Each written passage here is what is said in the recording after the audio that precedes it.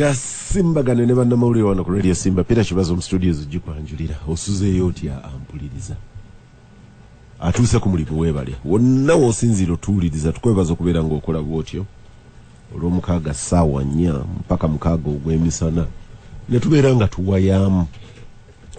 Neebaza abampeereza feedback ey'enjawulo yonna enaga nti wano ensonga mwazikwata bweziti eriye yakayanye ngalowooza nti omulundi ogwayita Romshana twamuvuvuba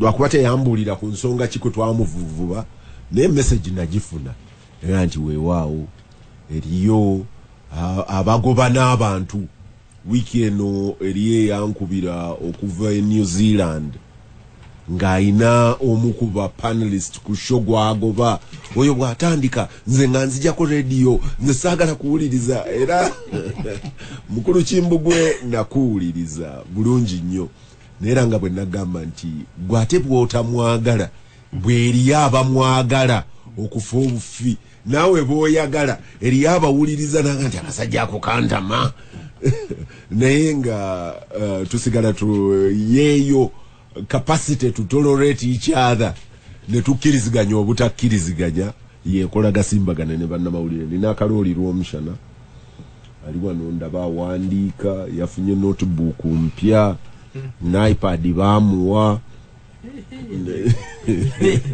kaganti ye ayo kumutonera gwowulidde awakana ene misago ya kibazo emisago ya kibazo Romshana atayina capacity genda mchalo walwa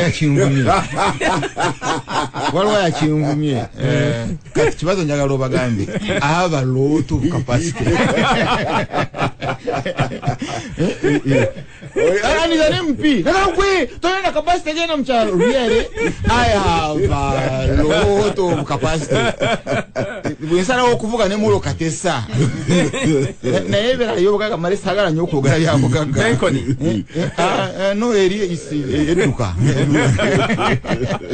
aye tutosoya nganti bengende wakanabi mirundi ebiri ruyale sobola kufuna yo full tank nse eno nese nnyo so bagambe tuba tusagala ya kusaga ruyale oy agamba Romshana nti Romshana yasigala ku momboze nabalabye era nesekane nti ono yandize ne mubbirako.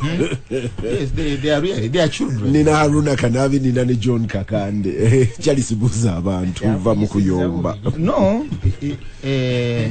abatuuliriza Katonda amanyi wakisa musima nkyali mulamu mbadde nsoma Matayo chapter 10 sura ya 10 34 I think 37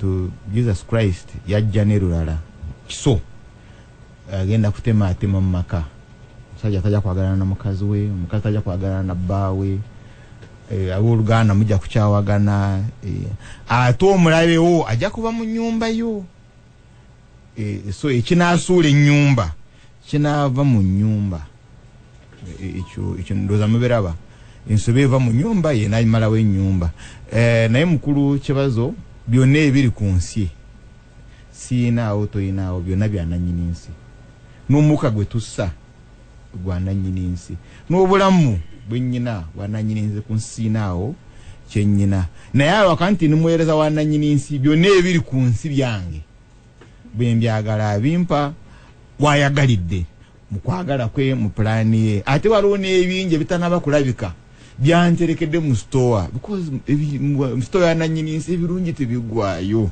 waliwo ebijja mulyewuunyaka oyo Romshana gwe tubadde tumanyi. Gasimbagane ne bannamawulire. John buuza abantu Romshana nga awa abasiraamu bagitayirimu bannaffe abatuwuliriza mbalamusiza enkyaleero era nembibaza okuba nti mutuwuliriza ate ne bannaffe abasimba nembibaza okutukyaza nate omanyi ssebo ekintu ekisinga obuzibu wano mu nsi kibayita obwenkanya ffenna tugenda netugamba tulwanirira ddembe tulwanirira bwenkanya naye ssebo ogenda olaba omuntu ng'amulozezzaako ku buyinza kati omusana oli yamugambe tasobola kugenda ka kimuyisiza bubi n'abanga ajja na wano kibaza akizeemu kibaza agambye naguze notebook naye pad bagimpadde please kati mbadde munnyonnyola alisi bagimpadde saagibye waliwo oli Kisule Magala Katenda agambye nti naye lw'omushana bamuwa buwi mu wiiki eno sebo mukulu kibazo waliwo omukulu akulira oludda oluvuganya gavumenti mu palamenti nalaba nga alumba abasalawo okugenda mu palamenti nenga nti omusajja abaanirira obwenkanya omusajja owaluula ovulo tayinza kirategeera nti bali bwe basalawo okuddayo nga tabakkiriza nga balowooza nalyo ddembe lyabwe nenga nti kwegamba abantu bana bataka ku buyinza twabe buli omu ngeri kibazo wano jabukwata okutujjako wano naga nti gwe nkugjeeko noga nti kati ono bwomuwa obuyinza nayinze nembufuna myezi 6 muba nempisa nampuliriza Gasimbagane Ne Bannamawulire Kanabi kitegeeza nina okuba omugombe ennyo nga ndi maaso ga galw'omushana galina obuyinza bw'amapeesa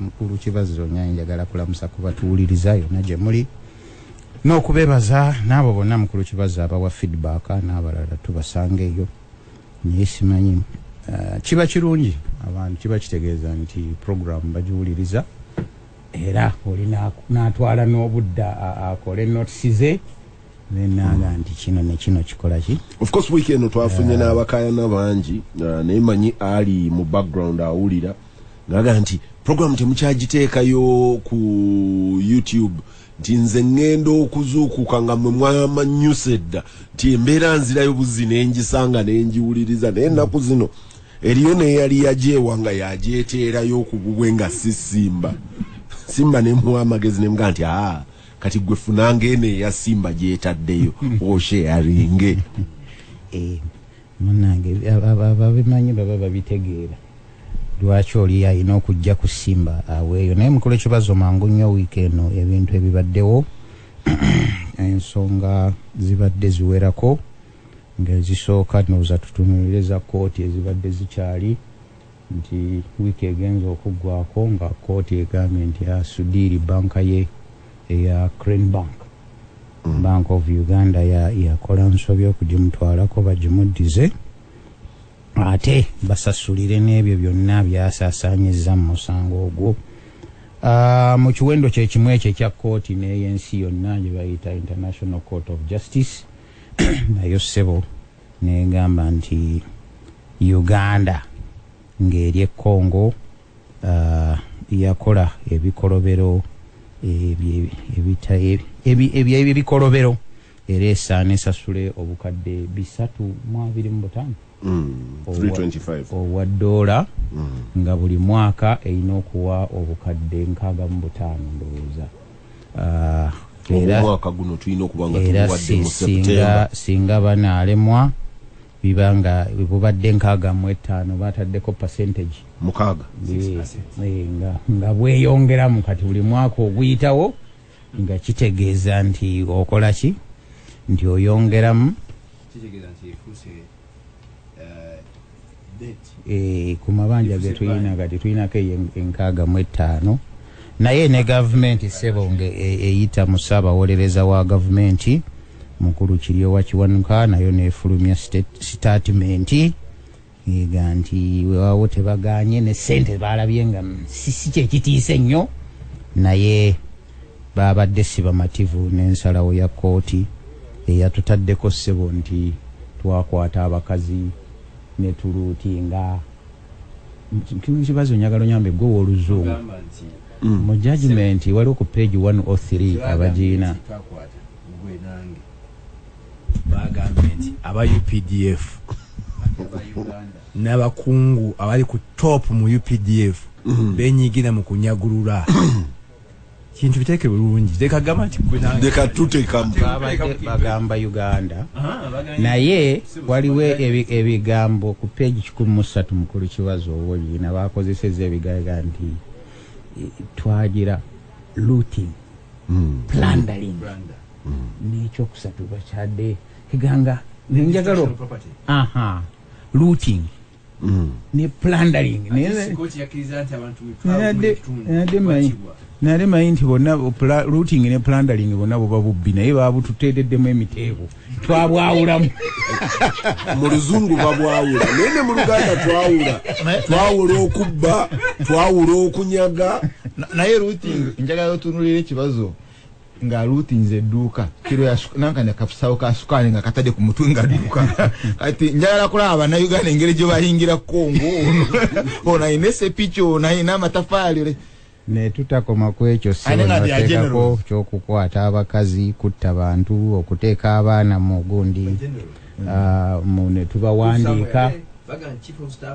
By the way, also rooted in Tanzania. We rooted in Tanzania during the Kagera silence. Say chochoka. Yes. Ne to promoting ne tuteekawo ethnistic conflict wakati wa Lendu na Abahemane. But what don't you mean? 19 the first invasion to rooting in Tanzania the Kagera silent. Internazira bakwe wafe amabati. Mukulu kibazeera tubadde tukyali awo minisita wa kati wa information kazi Elioda Tumwesige naye n'avaayo n'ategeeza parliament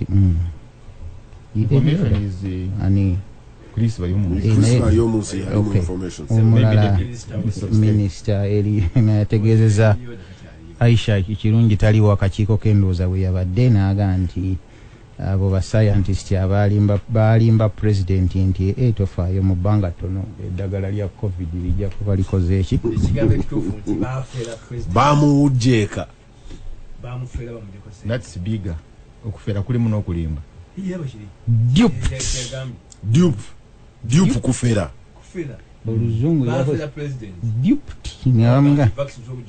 vaccine tusobola okugikola naye singa batakoma ku ekyo oli akufeera ekyo n'okkiriza naye nenewunya mukulu kibazeera tubadde tukyali awo nga n'ababaka ba parliament nabo bakyalemeddeyo wabweru nga bagamba nti tebajja kudda okutuusa ab'oludda oluvuganya bangambye mbu batandise okusoobadde bakkiriziganya nti bajja kuddayo bazeeyo okukungubagira emorimori naye saidi yeeri waliwo omu ku bakulu baayo yagenda naye waye bagamba bavudde mu parliament naye bebasoobasooba emmere ne bajja oyo naawe asaagamu oyo abeera asaaga naye nademayi baava mu pulinare tebajja kubeerayo naye ebyemmere n'ebirala byo basigala babikolaki kyetulina okukonfirming mmere ya bwereere bagikuwa bw'oba ogenze mu seating kati bw'oba nga bagendayo nga tebali mu seating ne bagirya that is safe. Ndowooza bw'oba omubaka wa parliament oli entitled ku mmere eyo nga tokoze muve mu busongo obutono kati mukulu kibazeeyo nga tuvuddeyo speaker naye weekend wetugwereko nga debate ebadde nene nnyo nti bamubuusiza mu nnyonyi n'agenda Amerika naji sente mpitirivu wabaawo ne gurupu ya ba parliamentarians abakyagaga nti nedda oba sente ze zibaluma naffe tujja zisonda tuzibawe naye nga naye badde ensonga nkulu bwe tuddako ene waffe sebo bakyoli parliamentary mukulu kandiho abadde akulira CMI gwe twasembayo wano nga ate bamusindise Sudan wiiki egenza okuggwako sebo nga bamufudde chief of staff ng'ali mu poliisi omwo ne poliisi omanyi mulimu titles ezikyuka poliisi sijijjukira kubeera na joint chief of staff eyo yabeeranga mu magye ranks ne deployments za poliisi zaali very naye mukulu kibazo kisinziira bwoddayo n'osoma semateeka neewuunya mukyala Betty Kamya kuba yasinganga okukyogerako bw'okyetegereza president bamuwa obuyinza bungi ayinza n'okucreatinga kati nga Kawes was director operations and some state yali director of personnel kati oba joint chiefs of staffs you oli wenkana na director of personnel. Yeah, but ne president I know buyinza. Chief of staff. The number Yes, yes, but director, do we now have a director? About the horizontal. No, do we have a director? IGP? Yes, not a deputy. No, IGP. Not a deputy. Yeah, Dako. At the chief of what? It's okay Because we have a number of DIGPs. Yes. So this one is the DIGP in charge of personnel. No, he's not a DIGP. He's above. He's been put ahead of them. Which is that's no problem. But the again, issue is ne position impya. You see, Charles, Your office me I don't even mind the person. Structure ya police, boboji realigning. You realign the structure. No guarantee structure okuva n'olwaleero eyina ne bino wammanga. Because ebintu ebimu tubikopa. America bayina ekifo bw'osoma ekitabo kya Colin Powell. He says one of the most useless. Yali referring to Joint Chiefs of Staff. Ngaganti, one of the most useless positions have been deployed to. Nayo why? Sile barwachi mwero menimi. President has Can I give you this information? Ensonga si kubantu haddewo ekifu. Nze kyensinga okutunuulira nti police efuuse department ya UP. Yamaje. That's incorrect. Can I give you this information? President bwakuwa appointment ku establishment etabaddeewo aba creating the establishment. That establishment because either so kibazo kyabadde agamba because I know buyinza obwo kyabadde agamba soko teeko establishment then oli omulimu ogwo. But if the president says Romshana Charles RDC Radio Simba, it means Radio Simba has become a district. Charles, it's an establishment. Charles. But the other larger issue that police department, it's a department in the Ministry of Internal Affairs. Yes, there is a directorate which is immigration. Actually, that one is even bigger. There are two departments: police and prisons. Then immigration is at the level of a directorate. So even the IGP is under PS. It's more or less like a department. Are not recognized. No, actually, the IGP is not under a permanent secretary. Let me correct that. Police under what? Police in Uganda is a self-accounting MD. Bay accounting. Yeah, but it's still a department. Why were like contradicting position? Kitufu nti IGP mu protocol ali under PS. It is. It's correct. Na ye okuba nti ate ye ali you see he is vetted by parliament. Which a PS is not. Do you know why? Because it's a constitutional. Imagine nti IGP is above a PS. Kati olina the two positions. Nti omusajja reporting a director omusajja oli Wentebe IGP reports to the president. No. Yes. Minister of Internal Affairs. Yes, right. So just kusanga nga PS asamoning IGP. Actually time ya Kayihura Mukulu 7 yali ayagala. Mukulu 7 yali ayagala. The Minister of Internal Affairs was like Mukulu 7 yali ayagala in reforms police ebere under Kanabi kamarama uliri. Tebo mbadde nsigaza yaite mbabiri abasajja bajja n'ebigambo byabwe. No bibabeera ku roundabout abantu baganidde mu kati traffic jam eyitiridde. Inakuba wewa traffic police nejja nebawewa ne nze mbasaasira ebigambo baba na bingi bintu bibaawo mu wiiki bingi. Kati Kakande takyabiwandiika abeera nabyo ku memwa. Musebo njagala kusembya y'ensonga ya UNEB nayo yamaze ne tutegeeze ennaku z'omwezi ebibuuzo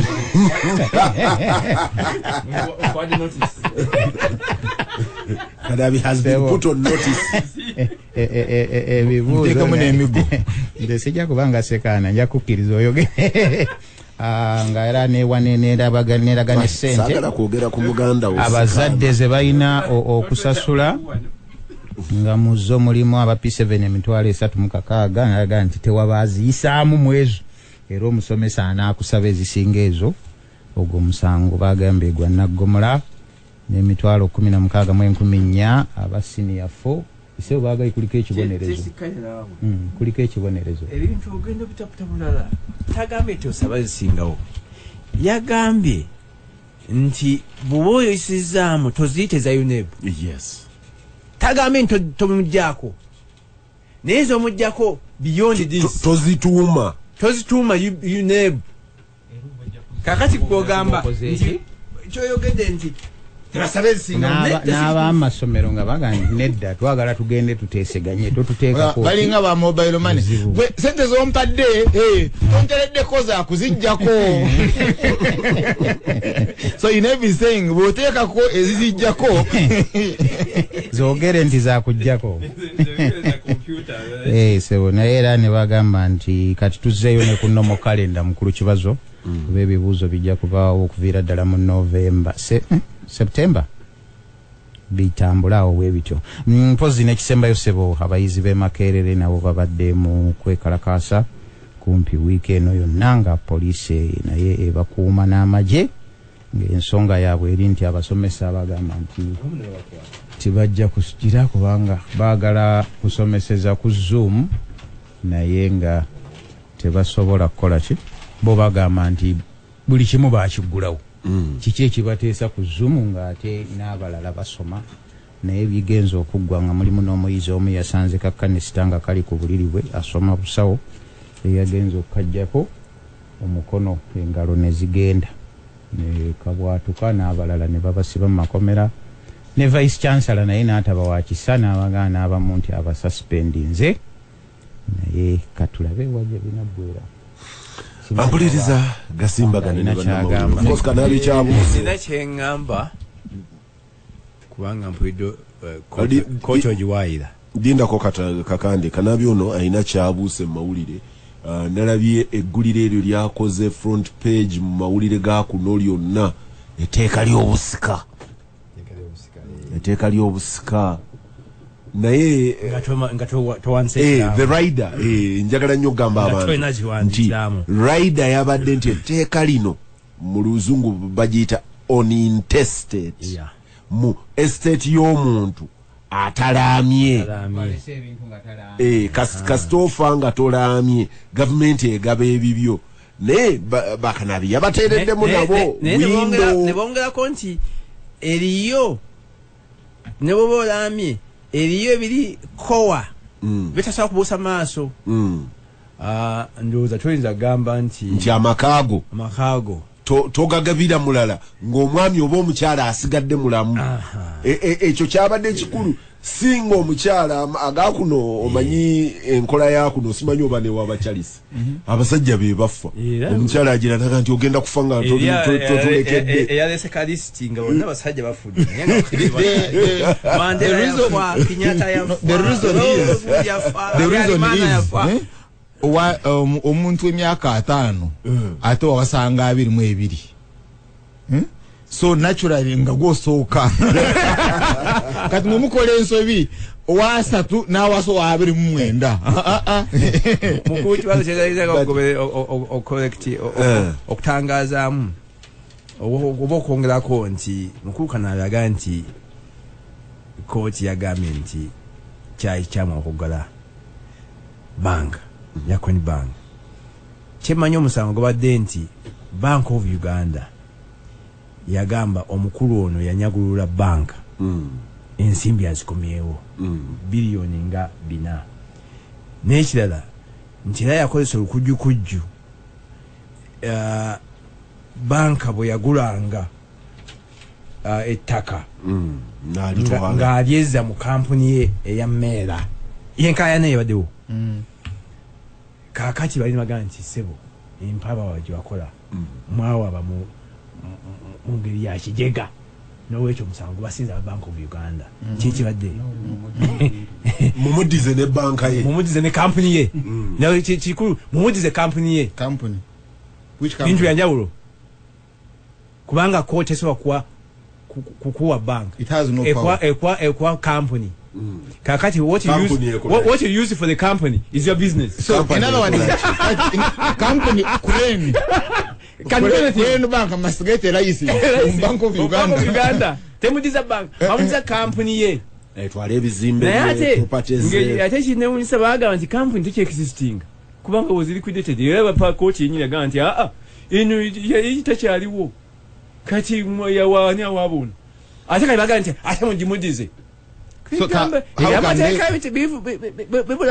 awo kandeero tane kitaliwo ampuliriza Gasimbagane ne Bannamawulire naye amawulire mufolina fe amawulire agewa bweru amawulire agawa bweru Russia ekyagenda mu maaso n'okuzimba ejje ku nsalo za Ukraine and bali mu exercises begezagezaamu mu Russia wamu n'eggwanga eddala weru ne balinze Ukraine.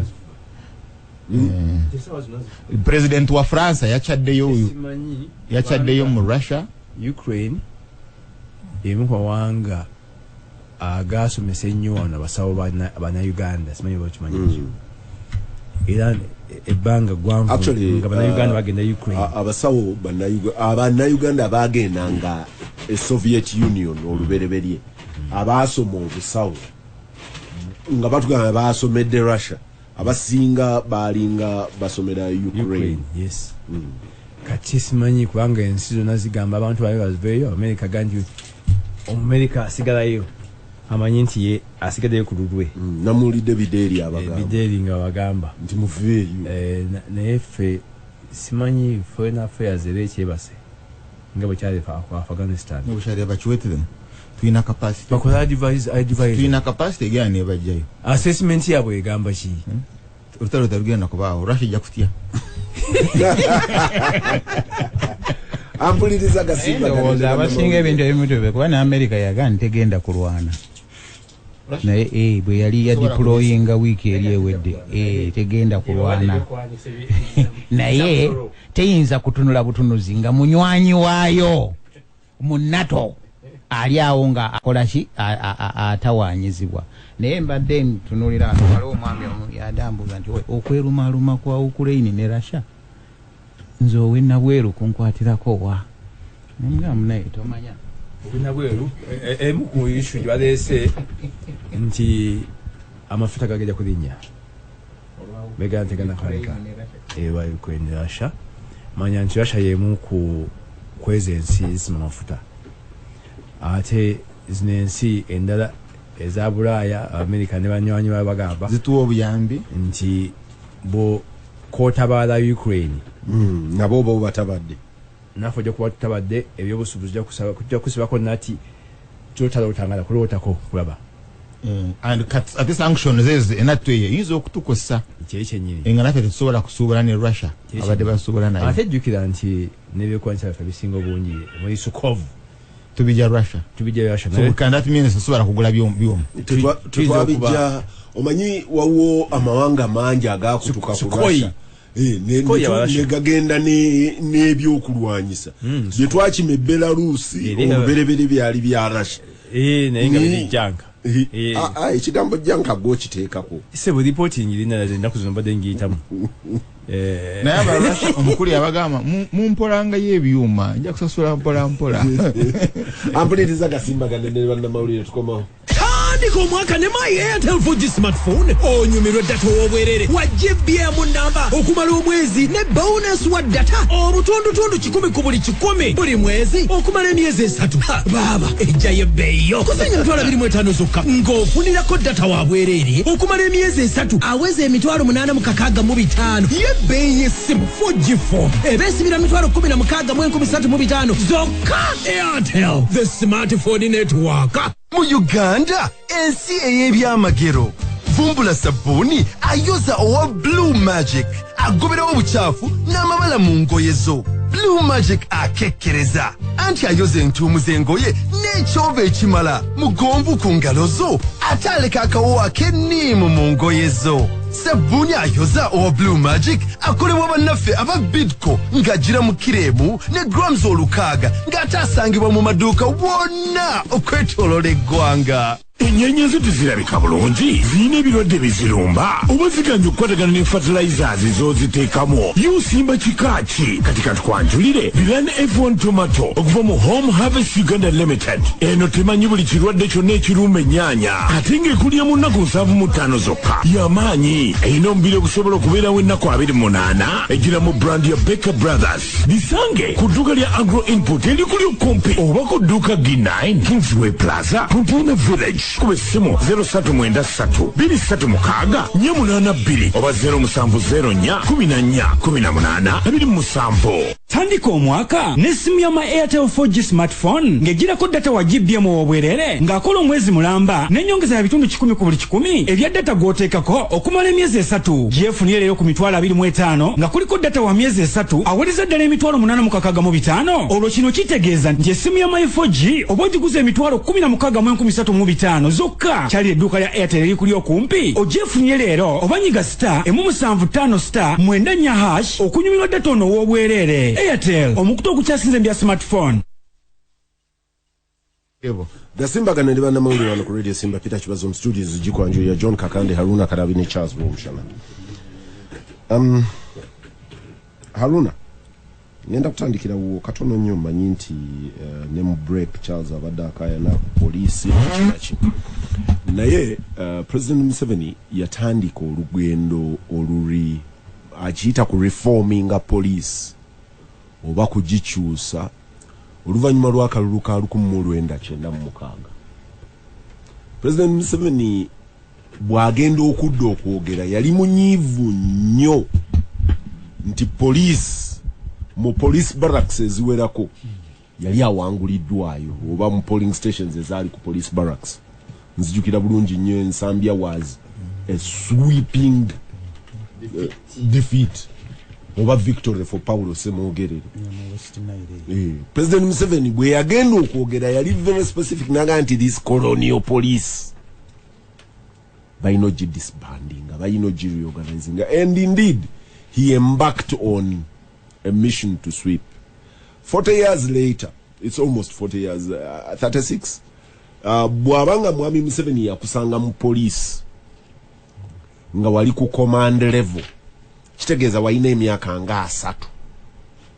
35 added on that, I don't know how many police officers are still serving at 65. Kitegeeza nti ba officers betuyina almost all of them, I want to gut that all of them at command level baba they recruited, deployed, trained during Mwami Museveni's time. Wanji kati polisi NRM bwe yakwata obuyinza bwe yawamba obuyinza position yali eyasooka nti polisi yonna bagisangulewo. Abantu nga Basemwogere naga nti teri nsi talina polisi kubanga n'emirimu egiri mandate yayo yanjawulo ku y'amagye ne bagiscreeninga ne bagikendeeza ku bantu nga 3,000. Kati twogera ku polisi erina abantu 5,000 plus from 3,000 eza Africa ezasooka. Okay, Kanabi ekyo bwe tukivaako oluvannyuma President Museveni na questioninga the training of the police. Abali kuno bajjukira nti police yali largely British trained. Ne motoka ze baavuganga nga za British Aid, Land Rover nga ziliko British Aid nga zijja kuno. Ne tutandiko moving over oba Santana zaali zaava ezo zo simanyi, ne tu moving over training. Kati oluvannyuma lw'akalulu ka 2021 President yagenda okuwulira nga ali dissatisfied ne command mu police na taking over command na handing over eri abamagye. Batandika ne General Katumba Wamala. General Katumba Wamala was a people person nga ali likable. N'abaaki questioninga n'omulundi ogwo eri omwami bamuyita Kisembo. Kisembo yali mu police. Y'omu ku ba questioninga deployment ya mwami Katumba Wamala mu police. ngaga nti abantu ne bwe baba bamwagala wano we tutandikidde olugendo olugenda Katumba Wamala nono Kaloli by introducing amaje mu police mu operation jibaita operation Wembley which was a shoot to kill operation and we've not gone back.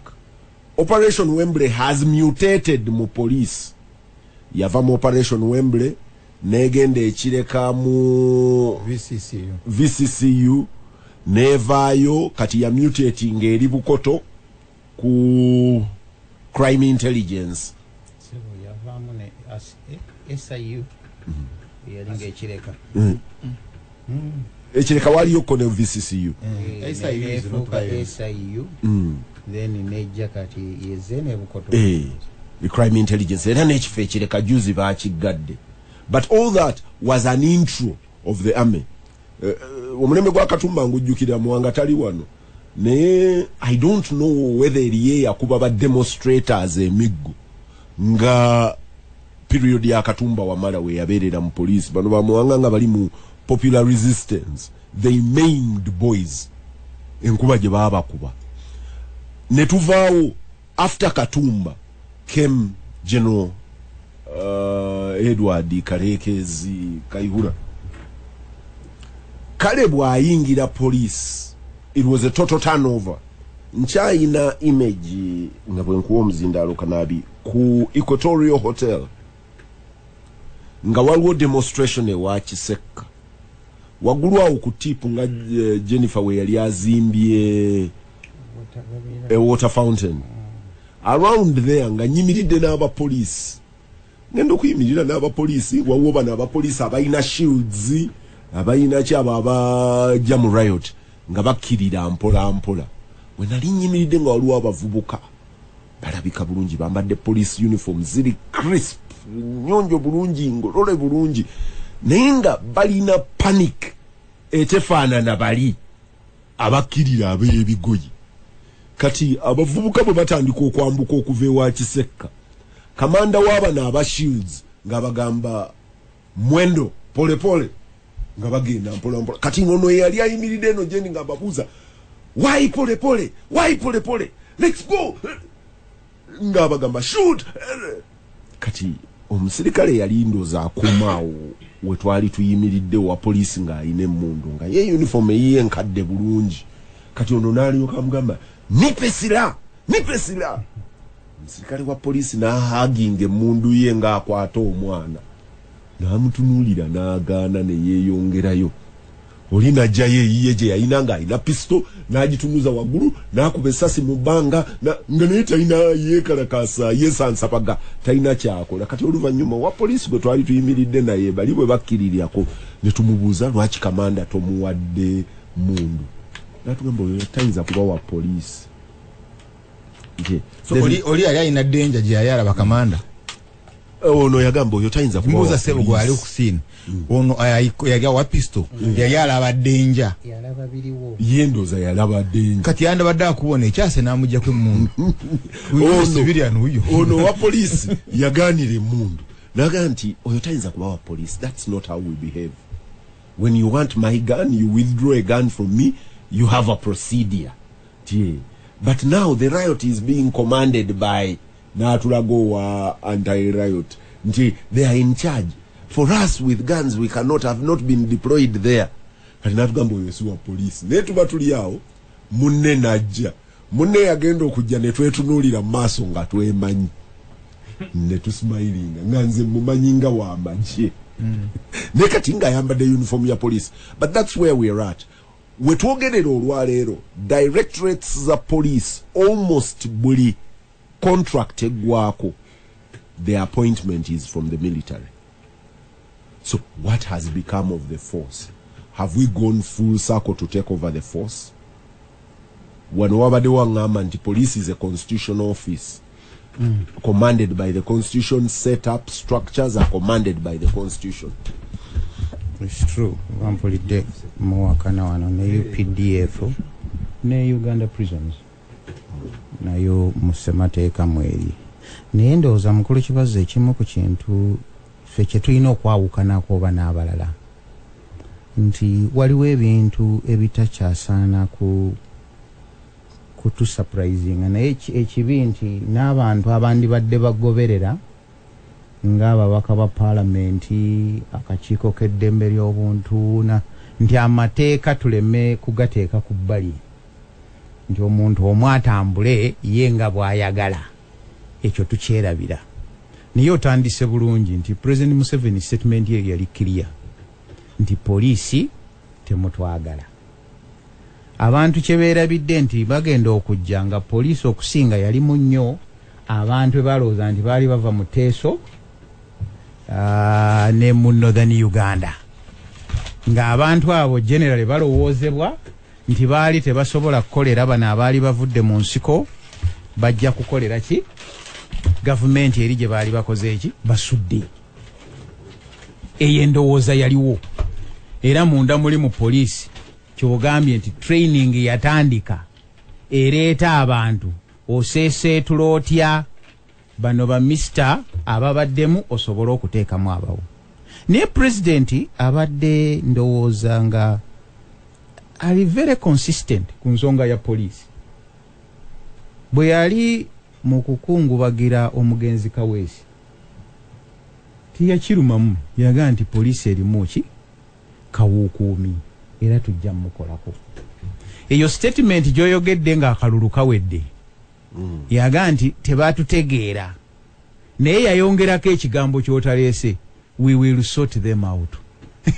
tujja kubakola ki era president y'omu yali ndowooza ku state of the nation naga nti obuzibu bukyali mu poliisi eno naye nja kugikola ki nja kuginogera eddagala agiyita colonial police ekya colonial kive nako kubanga ate eno gyayina kuba ndowooza omuntu nga Asaani Kasinje ani ono omulala abadde director of operation musiramu munnaffe Asumaani ndowooza nti nokyola naye yayingira ku mulembe guno bwemba seerabidde IGP kati ayinza okuba nga naye trainee bagundi bano bani if he is not yet 65 so aba bonna bwagamba nti colonial kitegeeza nti ebadde ki naye ate era mu training eyo ayinza okuba nga mutuufu nti ekyali colonial nga tabaddeeyo era tutandise kaakati emyaka ndowooza nga 5 emabega nti wabaddewo genda nga bagattaganya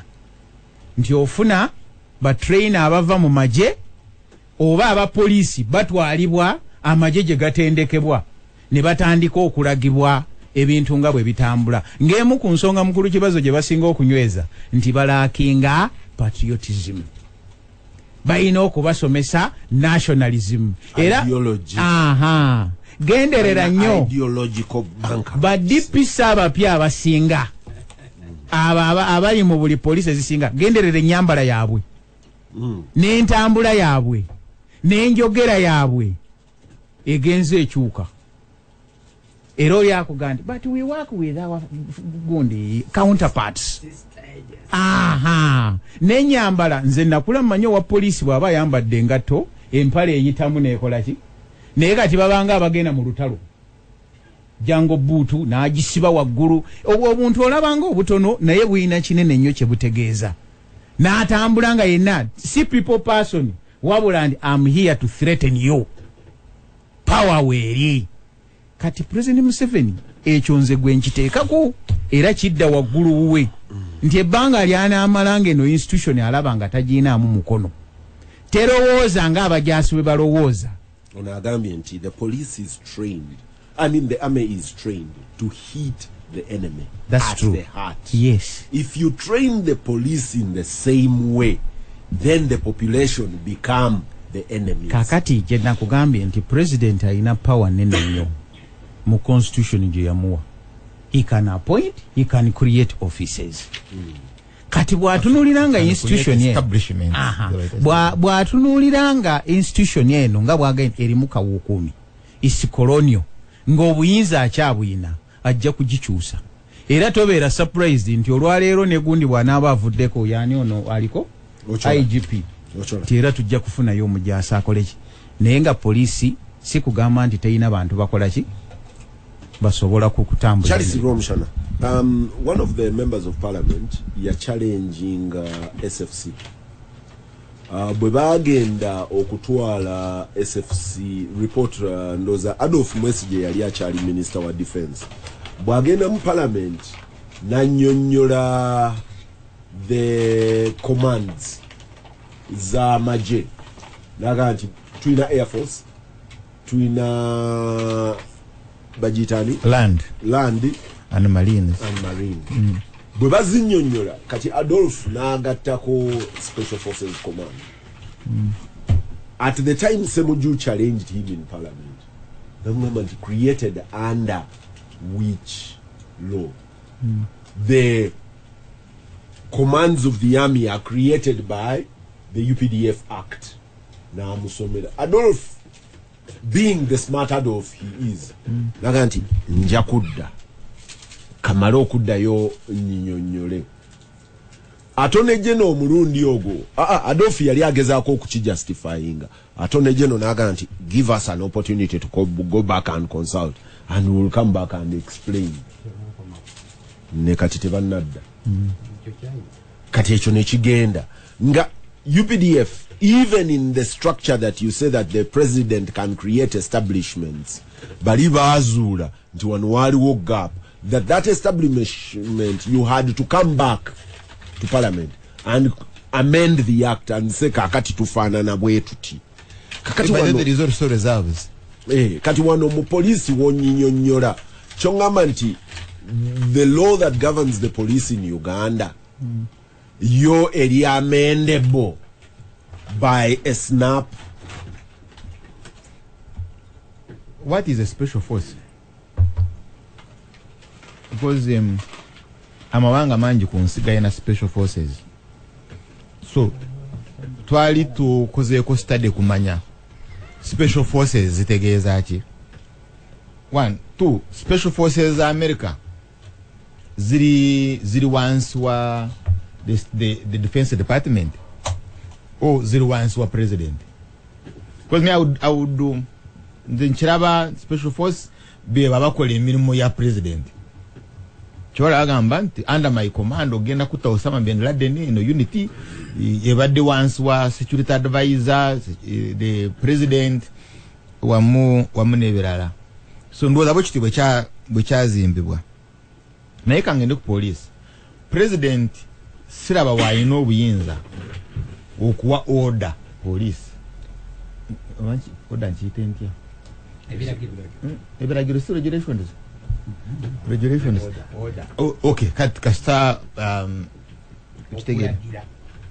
kudumira. Okay, it's called kudumira. Police. Adumira police is court. Obuyinza kwa court. Chovala walo musirikale gwe yajja kwenyota na tete nga agenze yagoba abantu kutaka. Naye ngoli abagoba nga ayina court order, because court order orders police. You are ordered, you are commanded to do this. Now, structurally, police is answerable to the police authority. Baina ngabola ba Commissioner General Uganda Revenue Authority, aina board ate is appointed by Minister of Finance. Byana bade bamo board bite yo afa Minister of Finance na ola mukuru Museveni yama appointing direct atoja kutambula nacho. Now, police ID structure yayo yandabade reporting wa DPP, because DPP ya kulira okunonyereza yajigamba katileta kino leta kiri genda wano kola kino kikyabuze bino biganye gala ofayiro siraba how president ndayino obuyinza obugala ofayiro nga CID ebadde kya jinonyeza bagant kat fayiro mugigulewo obuyinza twali tubuwadde office ya DPP. Now kati waliwo kesi minister yawabo omusango ayina aguwangula ng'omusango ogwo gwa bribery nti obululu bamubba bululu because bawaayo ekituga.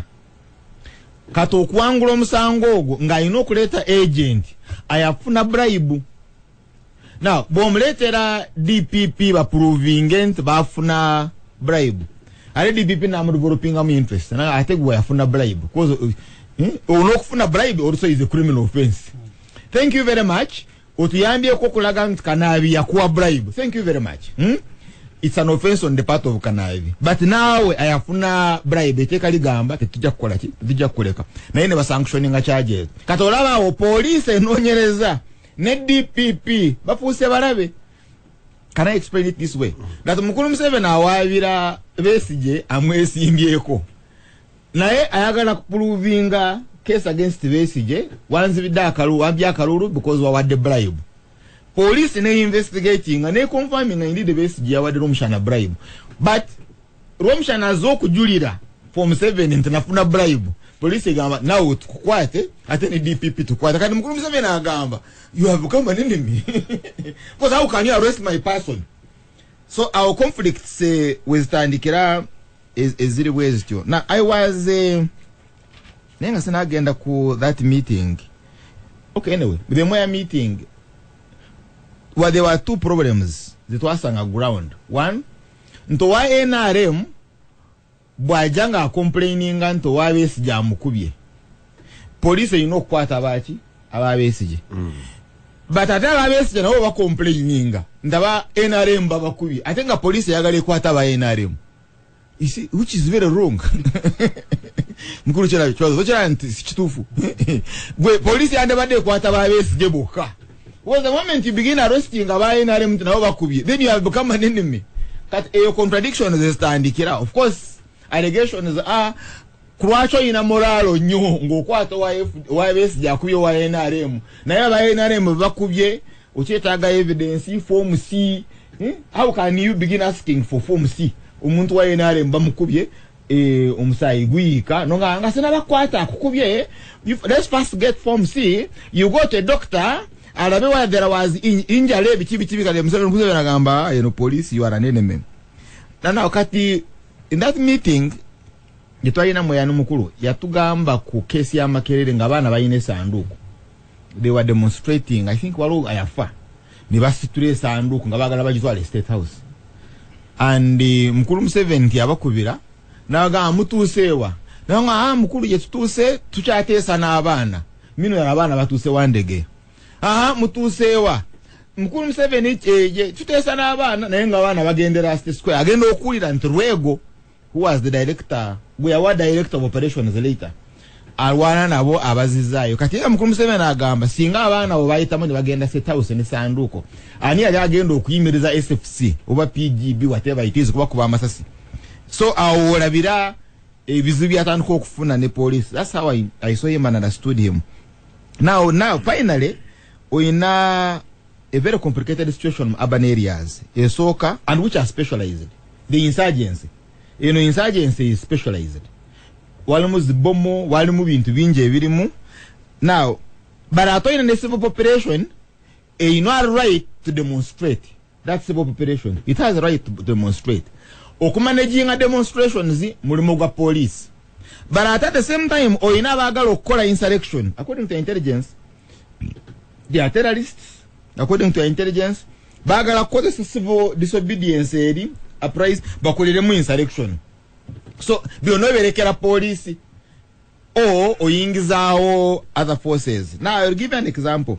Boleta SFC eyambe police mu town. Orders kizowa zowa SFC ku muntu ayo chechipira mu lugudo. Because it teina training, teina capability egana Kakande ayo chechipira. Yo chemanyi is huyo na adui ako fire yeno yenajira wano amasasa asatu. Those are fire control orders. Tosusa asatu kubalimu babiri na tosuka asatu katizo muwadde naye bo mugamanzo ya HP agena mukube omugere amukube ekikonde amukube tiagasi akoze shield akoze sechi. And who is going to command SFC when they are on the road? Are you going to use police to command SFC? Katabana basi emaya batambula ku ngudo nga bali mu civilian vehicles ne drones nani nga basi emaya oja kosa DPC ababa orders yababa commanding or you use another agency. Kati ndoza o complications wezijira no sanga ngo you know moving a personnel from this end abade wa SFC aja kamaninga ba SFC abali mu police. mukuru katono nnyo mukuru kibazo mba kuba Romusana mbadde mutunuuliranga nnyonnyola nze kyenfunyemu oluvannyuma ennyo yani naga nti institution ya police either is incompetent teri up to date ne challenges ze tulina therefore mu kifo ky'okujongera amaanyi oyina kugiteekamu abayina ki amaanyi simanyi wewe nkutegedde bulungi naye ekyenjagala omujjukiza nti poliisi oba n'amagye muteeka erimu kwago sikimanyi bulungi baga nti bali be banaabayitanga nti bwe tuba tulemereddwa mujje mututaase mujje mutukole ki mutuyambeko si bali kwereeta oba okubaleeta nebaga nti tuwulira ddala wano anti si kibazo wonzi kacyazi kibazo oli aze nga informa n'agamba president ntukanaabi yakubye Charles Romusana oluyi do you have evidence namukubye n'ekifaananyi tokiraba kale mukulu Museveni n'akubira CID director CID genda okwata ekibazo yakubye ono nono deal with that informer director CID nanga sijja kumukwata unless nga nyina bino because what does the law say? You see, this director of CID is looking at the law. What does the law say? It says nyino kumuyita mujeko statement njire bwenti no kuyingira mu nyumba ye nyino kusoka nefuna quota really to enter his house the one who has beaten an NRM you need a court order really that ahora there is a conflict na ye oli conflict gwojifunye na ye ize na nyinimu kati yasazeewo okufuna owuwe gwanagamba genda okwata ekibazo n'asooka n'akwata kibazo n'abuuza katubadde ganse mukolere ki but at least you first arrest because arresting is politics so police is there now as a tool for politics it is a reality. John Charles agenza okumala okuwunzika nga kugamba nti poliisi bagikwata mu bulago ne bagituga ne bagisiba ku muti waggulu kati bo bakola bya bufuzi byabwe ne institutions endala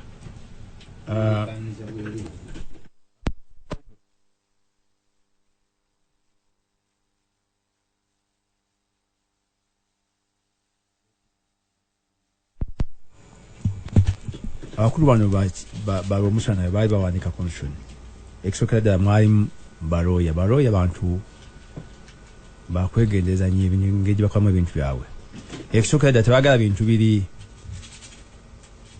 very clear baagala balekewo grey area omwaganya oli wasobola okukola manuva kyova kati mu America bakayana vice president alina obuyinza okugaana certification ya president nga alondeddwa oba nedda eyo kati efuuse debate y'amaanyi era bagana era baagala kukyusaamu mu mateeka ga nti kirabika wayinza okubaawo omuwatwa vice president wayinza okwejectinga certification kubanga waliwo elo gyakwotinga kakati Uganda police era vice president nga yatukola bubi omulundi guli police singa tukyalina office bamujjukiza naye kati manya ni vice president wali omulala ate siwuwo naye bona wangu ayinza okugamba ekisookedde njaga golola ensobi etera okukolebwa omukulu president wa Uganda okusina ku constitution yakolebwa ya dimwawandiika mu Romusana he is commander in chief of UPDF. Yeah, that's true. He's not all forces. See, commander in chief of all armed forces. Yeah. Ndoze tetanya kweta obujiranti commander in chief. Commander in chief of UPDF. Eyo article eri very clear. Walogwe nabuuza but is not from here. Kyekitegeeza kyo limited to declaring a war to foreign country. Yes. Naye wano bakikozesa commander in chief agambe DPC atambule muno. It's about declaring war with another country. Naye era ndowooza bwemwali musiye engeri mwawandikamu constitution yawa obuyinza ng'obwewa president bonna bangi. Nze bwomba oba president ne Romusana naye n'aba president nkakasa nti omusana engeri ajja okukozesaamu obuyinza bwe ejja kuba yabankyolo kubanga dispensation ye yalowooleza mu kifuba omusana alowooza mu kifuba bintu byamankyolo bya kifuba toyagala nja so nze bwompa obuyinza ngobera mateeka amateeka gagamba ki obutambula mu kibuga olaga fast nyine bat ogenda kutunamu ate nga abadde ayina ebooks ayiseewo nga ayina ebooks tusobola fast nyine bat amateeka sige mabi naye abakozesa amateeka ago kisinziira endowooza yaabwe eri ki aidiyoje yaabwe eri ki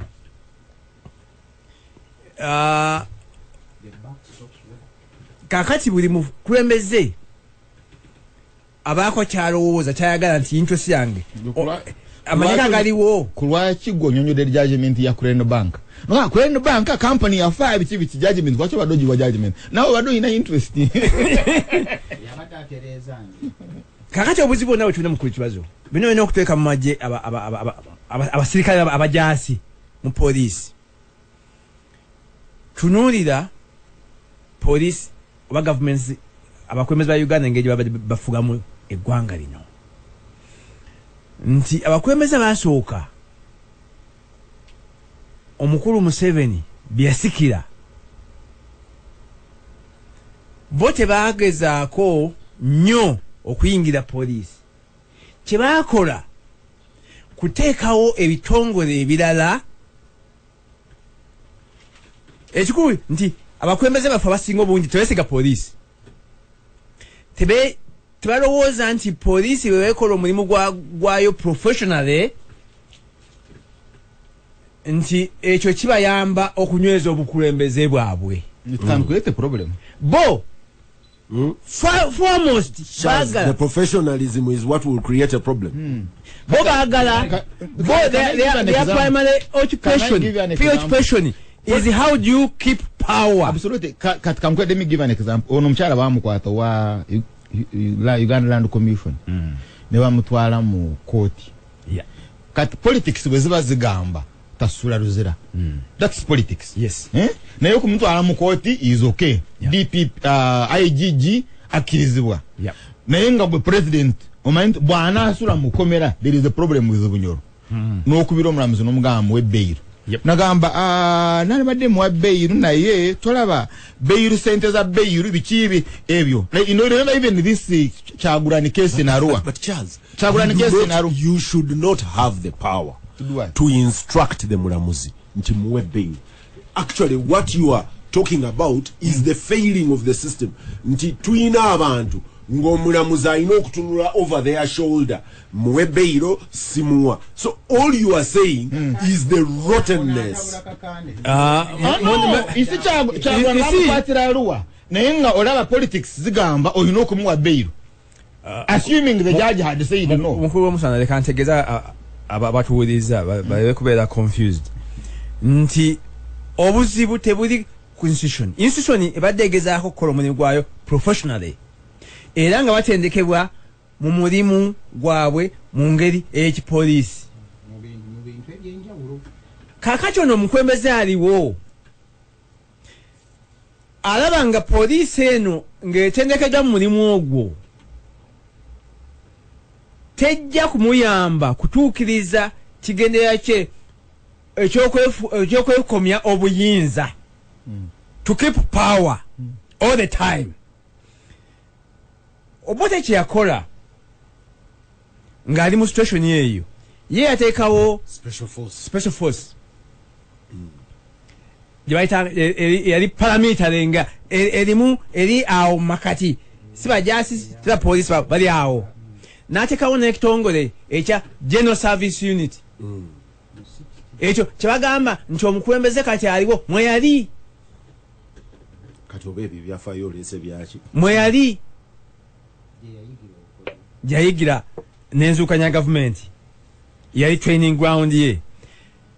Kati Obote bwe bamuggyako era Idi Amin ebitongole byateekako ennyisira okusaanyaawo n'okutaba abirimu kyali kya General Service Unit kubanga ekyo kyali kigendererwa okuba Obote in power nga teyesiga majasi ame lojwa ame nga teyesiga police ne special force ya disbanding a special force immediately abali mu general service ne badduka abasinga basirira Tanzania tombuza ani banji basirira Tanzania sikubanga balina choice ne kubanga kyotegezo their lives were in danger kyotegezo no yagenda kulwana yali adduka buddu tombuza kimanyi nti abali mu general service unit banji ne yali agikulira ndo kazi ni Obote basibira mu exile kubanga Obote yali akimanyi nti tiyalina control on those two forces.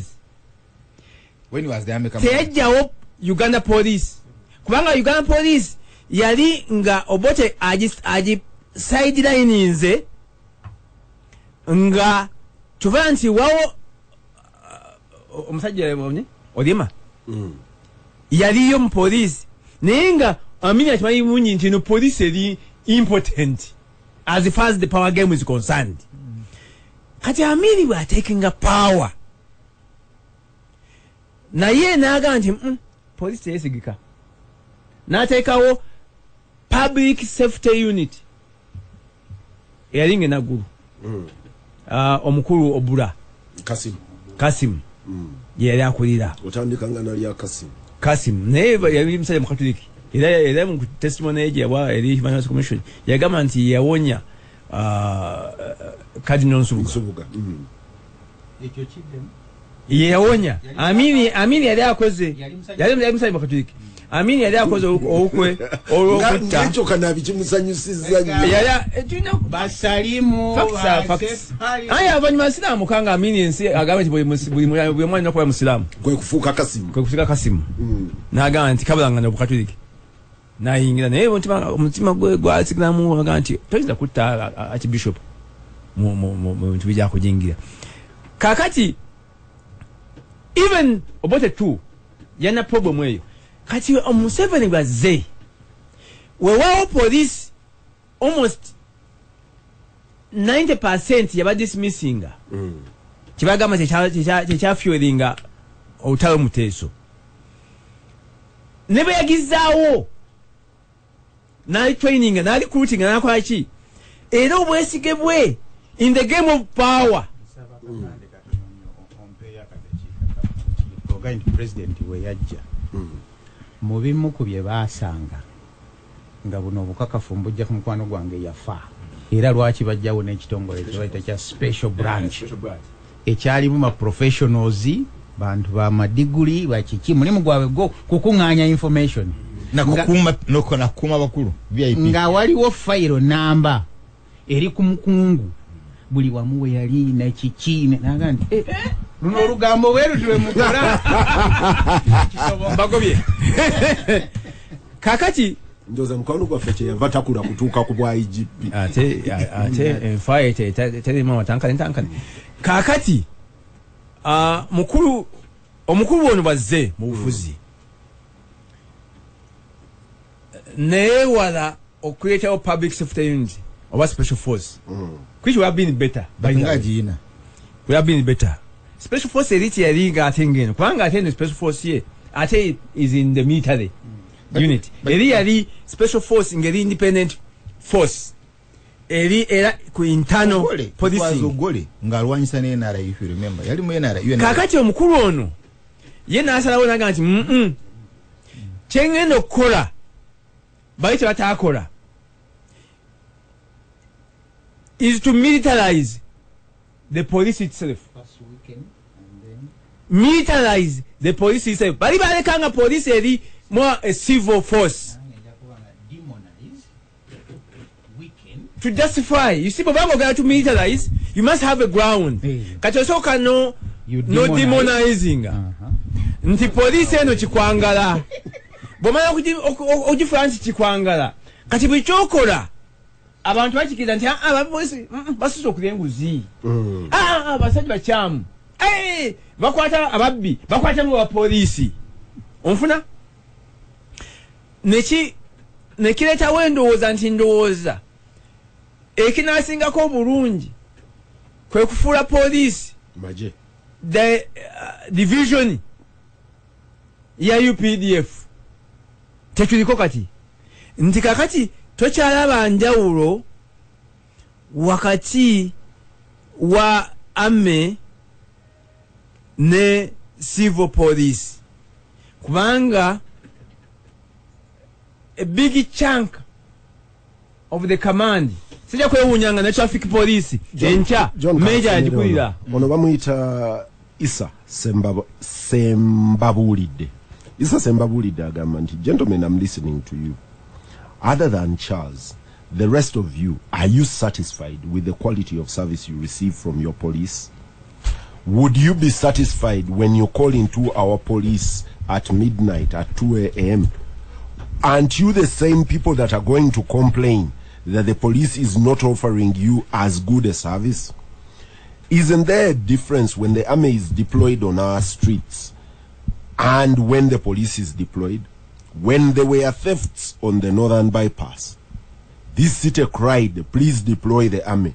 And indeed, when they were, the northern bypass became a safe belt again. You people speak as if you won't be the same people who will return to that show next Saturday and the other one. Isa Sembabulide. Mukulu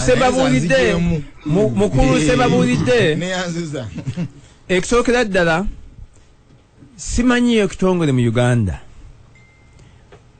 Uganda kyagamba nti ali certified kyagamba nti ameri service ya ameri satisfactory ebayo kizayogerako bantu bameka bafa ababata bali baki abantu 5 mu mwenda government agana 5 mu mwenda abatibwa. Did the riots achieve the objective? Ekirala singa riot even China yatta abana ku street. You see argument ye in thousands. Argument ye you are looking at the cost na ye eyo cost ya saving achi. If the riots had gone to the third stage chichale kigendo okwawo bameka bali bagendo okufa. Of course inga ame no kasimi ame teyajja bano ne beyongerayo first phase ne bayingira ku third phase majambia. Of course babayoters interest yabwe yali ki kujja ko government. Very good. Kakati ono ya deploying army to crush people who wanted to overthrow him. Obvious kitegeeza nti ono ye ambisa ameliwo to protect the leader. I agree in that anarchy. Na yono agambye singa anarchy yajja government ne bajijjako. Ono argument ye nti ame yo eri clean. Okay? Nti therefore to deploying ame okusinga ki na ye nkubuuza sebo mukama wange bwe badeploying ame ekasese mujjukira mwena. Was the army any better? Actually, when the non-civilian police was much better. Kubanga tumanyi abantu abafa ekasese tumanyi abantu we bateeka abakazi nga bali bwerere naked ne bateeka ku motoka ne babavuga ne babatwala ejjinja. Omukulu oyo byategeeza nti army is professional. Ampuliriza tukomawo abajjukira ekimu ku most gruesome pictures that have graced our pages kyekifaananyi kya Kandida Lakoni abakijjukira bakijjukira nkomawo. Gasimbagane ne bannamawulire wano ku Radio Simba pira kibazo mu studios ojikwanjulira. John Kakande, Haruna Kanabi ne Charles Romshana. Mfujeyo ka feedback katono mu break Kanabi okawulidde John okawulidde mukwano gwange no names. Actually we may differ. Actually no is omukulu agamba nti amaje gayingira mu mbeera zino ku supportinga police kubanga police eremererwa okukola emirimu gyayo ne bajja bo ne basupportinga police. But ekyokubiri akanti UPDF badde na challenges omulembe guno muzibu osanga baakibazo nga bakutta amayinja na boom gyase jinja nakola atya nti the response is actually muted compared to the provocation. Supporting kintu kirala no ku taking over command of the police as an institution kirala mukulu kibazo ndoza especially nti force embu elemererwa endala yinza okugikola backup naye kitegeeza nti kakati oli principal ajaga nti kakati nga mbadde nga busama nga mulemererwa. First of all, ani creating a crisis eyo eleta police but eriyo mulala ababuuza the government eriyo ngatona akola ko ekyo kibazo kigudde alinda kumbasomere kigudde ono wasimba kigudde abagamba nti you people stop wasting our time. Is this unique with the police? Had URA collapsed so that the army takes over URA? Had the Wildlife Authority collapsed? Everything is being taken over by the UPDF, including private business. I am involved in construction. Right now, we cannot bid properly for construction unless we are tagged to the UPDF engineering unit. Even what they can't do, they are given and they then sublease or subcontract to us. So, guys, talk about music and I enjoy. Kitegeeza anti mu equation the power equation omukulembeze ali mu buyinza alowooza nti all these sectors ziri vital for the control of power. Nowekyo deploying army, the only institution in this country they are trusting, and probably not just army by the way kubanga nayo SFC they are trusting. Two things. One, kati nga katikiro agenda kugulawo ku kabaka agende Bugerere ku that bridge river Kayunga kusezibwa police bweba ogitaddewo okuyimiriza katikiro kutakurosinga omulimu gwa SFC alesi kugana katikiro omulimu gwa SFC kulaba nti wabaawo omulabe mu police nakuba katikire sasi. So whereas police eriawo ekola ogwayo ojja kuboolawo omusirikale wa SFC naye ng'emmundu y'omusirikale wa SFC agitadde ku police. It's like the way you see military here. So woteeka military in an urban area olina okubawo no wa SFC kubeera nga atunula military kyegenda okukola, and the same is true with this police yo erimu akawukuunyi. So now on the question of brigade, on the question of brigade agenda kuba katikire sasi motivation ye bachi anti is kawukumi tegeza omutya nti is fighting government kati brigade government the World Bank and International Monetary Fund zalemesa government okuba ne company ezikola business. So waliyo ina National Housing and Construction Corporation ne bagamba olina okukola ki olina okugitunda. Kati mukulu Museveni akomyawo same model eya government companies naye nga takiyise direct akiyisa MNEC National Enterprises Corporation n'amagena cheese is basically doing the same. Asimu message njirabye ndoze efanagana n'oli asembyeyo institutions zigenda zibeera captured. Kati ne baweerezaayo ab'amagye to aggregate the institutions around power. I agree. Omukulu omusana alimbye World Bank tegana nko government kola construction company. In fact, nena sasa nga achali Ministry of Works yalangi anti-state government egenda kola a national construction company. Na yo okuba nti tenders abazifuna mu Uganda bebali in the corridors of power. Government ejja kola company eya state kubanga ekyo kye advancing ate in the enrichment agenda. Mkulu na message ya prof ya mkwano gwaffe Kenya abadde okwetombwita abadde mu Lunya kana byaliseeyo igulire nga lyamaanyi nnyo prison abakyala abali kuyiga abali ku training prisoners bafunye embuto ate ne babayimiriza naye ekibuuzo abuuza baani abazi bawadde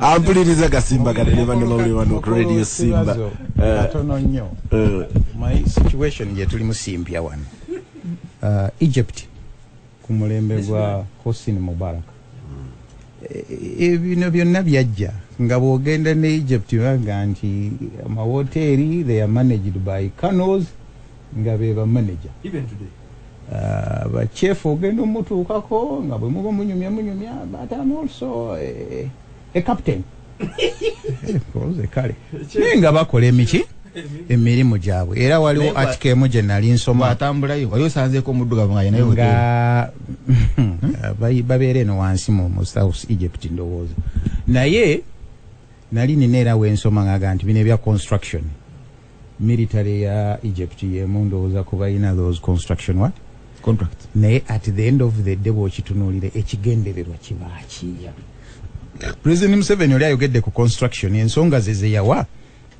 yagamba nti Mbakooye yali aggulawo gundi eno nti mugenda ne muddira ebintu ekyandiguze siringi emu mbu muli mu procurement process ate amagye nga gasobola okukikolera ku siringi emu nekikola ki nekiggwa kyekiri kye twagambye demonize weaken and then you capture wetuli nzirayo ku mwami oli mwebazizza nnyo atuwadde feedback nga tuli mu break naye bwagamba nti zino challenges mpya nkakasa nti si yeyeka si UPDF yefesinze challenge empya n'abazadde olwaleero nabo balina challenges zaabwe nti ogamba omwana oba n'abasomesa pita oli musomesa neraga nti but teacher gugo nga yagamba kirala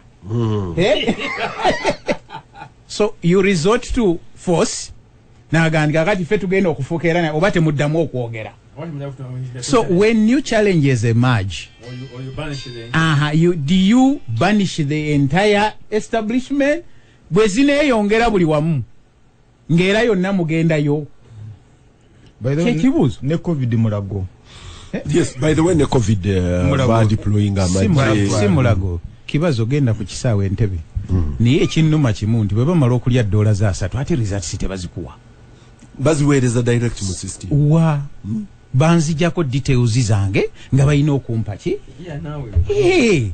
kakati ziragawa ambuliriza Gasimbagane ne Bannamawulire naye nga amagye gabeera very strict era n'ogenda ng'ogiraga naye results nange zo ziriwa weekend tukyalina ababaka ba opposition bali bweru wa parliament bawakanya kutulugunya abantu kukwata abantu nga tebeewozezzaako weekend tutrendinga mu international news olwakakwenza Rukira Basajja nze nina esawa zange nga bwakakya wenkolera scan mu mawulire bwenkola scan bwenti ngenda mbuuka BBC, Al Jazeera, CNN nengenda ku gaba China CGTN ne SABC nengenda ngamba uliriza bwe mala ne monitoring Reuters nentunulako ne kubyenfuna ebyo byote tubaamu ebyenfuna teri ya coveringa CGTN ine kisaje tuli CGTN covering Africa only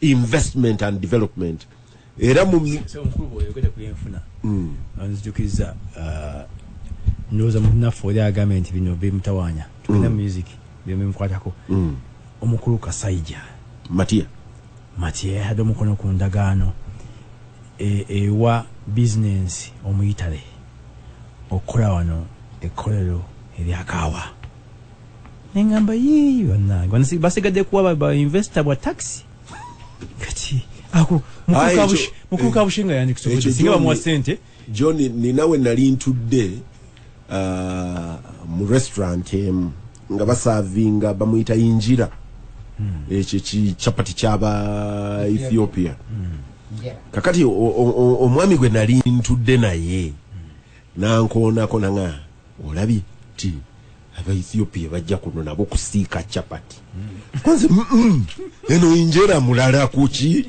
ku chapati kati omwami yali atutudde mu maaso former proprietor w'olumu ku lupapula lw'amawulire n'atutunuulira n'aseka naga nti this is the problem with Africa nti mwenna bwe munaafuluma wano ne musanga omuchina nga ali eri ayina byatunda asiika amandaazi akola ki mwenna mugenda complaininga baze wano bakola obulimu obutono bakola ki nemmwe be elite bemutula mu Ethiopian restaurant bemutula mu Chinese restaurant mwagala omu China nga yabafumbidde Chinese dish mwagala Chinese dish nga mu China yagifumbye mwagala biryani nga muyindi yennyini ya mufumbye robuza who is the chef nibamukulaga nga muyindi noganti weewaawo naganti obwo bunanfuusi n'amaliriza Raida ebyo abikola kibazo yabuuzabuuza ebibuuzobuuzo ebyabasoma n'amaliriza nga agamba nti mmwe bwe muva wano buli kimu mukikola akanti bwe mutuuka nti ye bwatuuka e London abasaka musiika amandazi mukola mu restaurant lwaki mulowooza nti mwe mwekka mwe mulina okunyigirizibwa okugenda okufumba amandazi ewaabali okugenda okusiika chips mu America bali bwe bajja wano ne bazisiika kibeera racist sebo nokolo wadije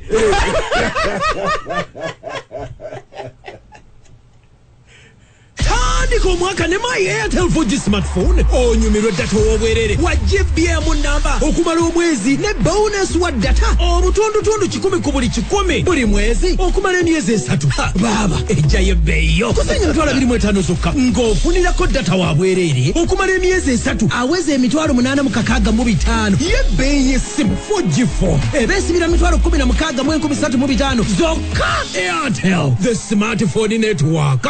Mukwano wangi eno ye listi y'ebintu bye twetaaga okukozesa ewaka olwaleero. Kandabe emmere amazzi yaka DSTV omusaala gwa maidi nange mukama katonda kati bino ngenda bisasula ntya byonna kati buli kimu kifuuse karantini kafyu lockdown kafyu kyokka siinawo sente enkalu kyokka n'okusimba layini mu banka lwaki obonaabona n'okusimba layini empanvu ng'osobola okukozesa emikutu gya Housing Finance Bank egya online nga Housing Finance Mobile Banking, Housing Finance Bank Mastercard, Internet Banking, ATM ne ba bank agents okwetoloola eggwanga lyonna okuyambibwa n'okumanya ebisingawo kuba nooti 47 8 nooti 3 nooti oba noti 2 noti 8 noti 3 noti sigala waka weekuume. Housing Finance Bank, we make it easy. Housing Finance Bank ekolera wansi ebiragiro bya Bank of Uganda nga ne ssente z'abakasitoma zikumibwa Deposit Protection Fund ya Uganda. weeyunge ku mukutu gw'empuliziganya ogukyasinze obunene ogwa Airtel Okettu leero olwefunye emiwendo emirungi ku masimu g'okuba Airtel Money atenge n'essimu yo ebeera eyungiddwa ku netiwaaka eya 4G 10 ku 10 okwetoloola Uganda. Kati weefunye essimu kadi yo eya 0708 oba 0709 leero nyiga star *185# okuweereza oba okugyayo ssente ng'okozesa Airtel Money olwofuna omukisa ogukuwanguza emitwalo 10 buli lunaku eri bakasitoma ate ba agenti owangula obukadde 10 buli mwezi oba obukadde 2 eri agenti. Abawanguzi bagulwa ku noti 2 noti 10 Airtel Okettu ejjudde. Gasimbagane ne bannamawulire na Radio Simba kanabi tocha je badde tukolera amawulire kati oyina ababaka ba parliament bagenze ne mu retreat oku figuring out how do we deal with this. Njagala okyuse galubindi obeere mu kifaananyi kya state wa mukyala Nabbanja. How does the government deal with this? How do you sort out the current crisis?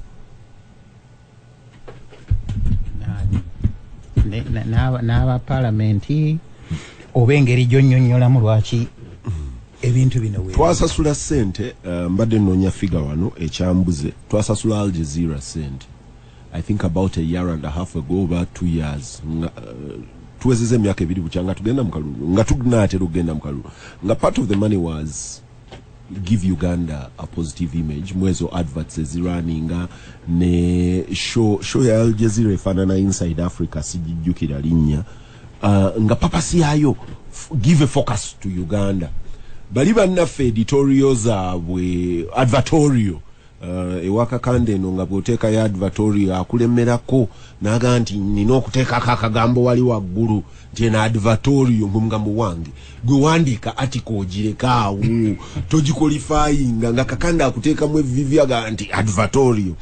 Al Jazeera okubeera unethical nze nkuwadde wandiika kati aba Al Jazeera ne CNN ina Inside Africa. Inside Africa is one of the shows that makes the most money nono mwami ennaku zino gwe babadde banoonya not inside Africa per se but inside Africa makes a lot of money nono mwami gwe bayita kumo ye kumo gwe babadde banoonyerezaako bagenza okulaga nga income gy'abadde aleetera CNN nga teyogerekeka bungi kwezo yoshoye naye ng'osasula sente ezo ku cleaninga yo image tuyina neze twateeka ku inside Africa ku CNN how do you balance with your acts at home? Antadde mu position enzibu nnyo kubanga emabega keeri ndowooza yali Sam Kuteesa ng'akyali Minister of Foreign Affairs. Basasula sente nyingi nnyo okugula lobby companies ezo zisobola okutuyamba n'abantu baffe okubeera muki mu bizannyo. Amawanga mangi nsisoza si Uganda yokka ga investinga mu bintu ebyo naye ffe ndowooza ensobi gye tuyina tuyinvestinga mu bali abatuleetera kuba ne media center sebo eno gye tuyina olwaleero mukulu ofona opondo gy'akulira teyali initiative yaffe yali yagamba kampuni ge twagulanga tulongoose image yaga nti naye mutandikeewo n'ekitongole era mukulu Kabushengo ye yakisookamu ekisobola okunnyonnyola abantu bammwe biki ebigenda mu maaso. Naye challenge ennene nze mba kuba gavumenti ate era nanditadde nnyo ssente mu bantu abafaanana nga Peter Kibazo n'abalala mu ngeri y'okupackagingamu sho gye mbadde noonya bagiyita Africa Investigates engeri y'okubeera nga owumbawumba nti bw'oba mwogezi wa kitongole ojja otya nga weetegese ng'ebintu byo tebiriemu bituli situation ng'eno bwejja Kakwenza n'akuteeka kuki ku mawulire ye n'abanga atambula nnyo kusinga ofuna otya abantu era bw'onooteeka mu ssente naawe ababo abanaatambula nga sipiidi ya Kakwenza baŋŋamba kanabi anyway oli yaŋŋamba some source nti gavumenti mu kurespondinga ku bavubuka bano abanuupu n'abalala eno generation eri digital wawuwo kyebayita bot eza account empange zoteeka ku digital network nezirespondinga nezikola omulimu ono olw'omukyana n'ateekayo kibazo n'ateekayo gundi n'ateekayo nga bonna bakuba gundi oli baddamu basobola n'okubeera mu kifo kimu nga balina buli omu essimu 5 oba 6 nga balina akawunti ez'enjawulo buli omu addamu n'olwaleero bakyaga nti ekizibu kye twafuna n'abasajja bano abazungu si bangu ffe ezaffe booti zonna nti bajja ne bazikamata omulundi gumu be bu aga nti zino nti era akawunti zonna ze baggalira bwe buzibu bwe tukyalina ne Facebook nti akawunti zonna ze yaggala ne suspendinga nti ng'amazima zaffe netugaa nti temubaamu ow'omunda eri abawaayo kakati that is part of what people have been doing eri ekintu ekipya ennaku zino era ffe abali mu communication bw'oba omukadde kikuzibuwalira bakiyita social media influencers nti oli olugira ati naga nti tugenda kukolayo activity nti ku budget nti era aka social media influencer noga nti agenda nti gwe tofaayo era olweggulo n'akuddiza naga nti you were trending today at number 3 sebo we tutuuse project ne company ne government by the way bayina sijja kujogerako kujatuukiriza sikubanga bamuwukira naye balina abatweetinga balina bala ku Facebook balina babala ku TV nakinaki naye buli kafulumanga kabawa nti balina kye bakoze basasulwa bwanana naye gavumenti every financial year eteekamu biliyoni eziwerera ddala naye nga bo mwegwa naye nga ekigendererwa ndowooza to dupe jajja haroda yangu wako waliwo scientist yakikozeseza so ne muba influencer mulimu ba dupers mukulu kibazo mbale nkugamba nti omukulu oli gwe atuwedde mu break age nti challenges zijja naye abantu baffe abali mu gavumenti nabadiiringa ne image y'eggwanga challenges empya ndoza zetulina oba forces empya zetulina kati tebanayiga kudiiringa nazo nti omuntu nga Siteera Nyanzi asobola okubeera n'abagoberezi emitwalo nga 10 naye nga Nabbanja bw'aba ku Twitter okujjako okulabayo like ne tweet retweeted mwagala bawemula Kakwenza tawemula naye ndowooza nti ayina abagoberezi naye abakolaki n'abalala Kakwenza nannyonnyola amataka olw'omushana tolaba kati nze mba kuba mu gavumenti nange va ku ebyo ebyokujingajinga naye onoonya bwe mba nga nze mbadde mu gavumenti ekyakakwenza it is real n'abalala gye bali ngeri ki gye nzija nze ntunulira nnyo bano ba spokespersons ba mu US ajja nannyonnyola balina ne manyo namba olimba otya naye ng'ate otaddemu amazima gusooka ne weebuuza nti kibazo nalowooza amanyi kyenkanawa akimanyi nti nze nagiza omusajja ono biringa nti alabika ayinza okuba yakitegedde nti ye naye amanyi kutuuka kyenkana ava wano paka Bukoto oba nti alabika akoma wandege ya nti weebale nnyo kakati anti ne mawulire sebo reporter agenda nga tana information oli sosa asoka n'amanya nti amanyi kyenkana amanyi kwenkana ki nti ali Brank omutwe mukalu n'alyoka alimba oyo ne history ng'alaba tamulina tuli mu study phase nawambire kisaawe kati babakuwemba okwate nti bakoze toki mukulu kibazo nze yo yandibadde strategy yange bw'oba ng'oyagala kunaaza naye bw'osirika bali n'obawa olugendo ne batambula ate n'obanga nti kati mwe mwogere nze nange nja kukola ebyange nga bwe nkola ki bwe njagala oba omala biseera kakati tokoma ku ekyo by'okola byo bibi ezo pseudo accounts z'oteekawo z'ogamba lwaki towa buwi bantu babeerewo basasulire ddala nti omulimu gwammwe nze gye mbabanja ne targets ze njagala image ya Uganda efaanana etya naye byonna bwe tugenda obiwunzika mukulu kibazo kanaabi omanyi bwe tuba tudiiringa ne public relations tugamba nti the best image crisis management is not to say after, it is to do right. Yes. Tokuba Kakwenza. Kyenkugambye. No. Tomujjako diba. Tokwata masereka mupakira mu pipa. Yes. Yes. Naye kati kimaze okuyitawo. Okola otya mu aba PR mutwale mu kooti. Damage control gikola otya. Mutwale mu kooti. No. Acknowledge kwata lw'omushane yamukubye baba mukube emboko nolaba ngomugongo gwaweddewo omutereka tumutwala mu kooti. Anti ate bw'omutereka ate abantu beera bajja mu banja bakuge nti omuntu waffe tetunnakola there is no harm no preparing a statement here kubabaka ba opposition baganda baffe tebali wano mu studio olwaleero Muwanga Aisha bagenze mu retreat yakwekunganya ganti tukola tutya mu mbeere eno we twatandikidde wali Kakande yagambye nti ne bwe bafuluma parliament ate eri abatambula ekisezi ne baddayo nga aba go forward omanya that's not kisezi aba go forward bagenda ne batugamba nti batambula badda forward twagenda okulaba nga batambula nga abecha tolaga tumanyiyo batambula nga abecha kibazo tugenda kutambula ku election yo campus eyo mfu ejo tolaga tumanyiyo mu state house aye tulakera omanya abebuddu wali abaseze buddu nga bagoba n'abantu emisana kasitoyise omulamba emisana kati n'aba go forward afe tumanye tulaga tugenda mu state house ate nga mwenda because